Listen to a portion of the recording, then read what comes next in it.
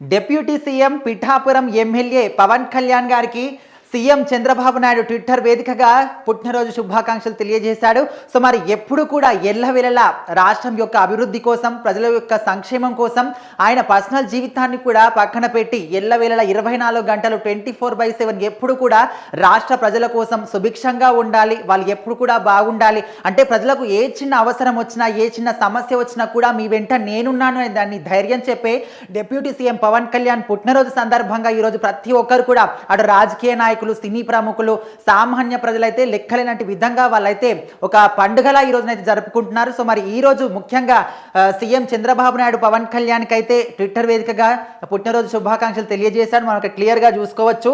ఆంధ్రప్రదేశ్ రాష్ట్ర ఉప ముఖ్యమంత్రి శ్రీ పవన్ కళ్యాణ్ కు జన్మదిన శుభాకాంక్షలు. ప్రజా జీవితంలో నిబద్ధతతో ఉండే నాయకుడిగా ఆయన మరిన్ని మైలురాలు దాటాలని ఆకాంక్షిస్తున్నాను.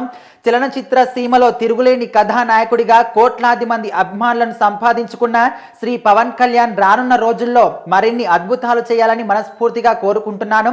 ఆయన నిండు నూరేళ్లు ఆయుర ఆరోగ్యాలతో వర్ధిల్లాలని, అందుకు ఆ భగవంతుని ఆశీస్సులు మెండుగా ఉండాలని ఆశిస్తున్నాననే విధంగా చంద్రబాబు నాయుడు పవన్ కళ్యాణ్కి అయితే ట్విట్టర్ వేదికగా శుభాకాంక్షలు తెలియజేశాడు.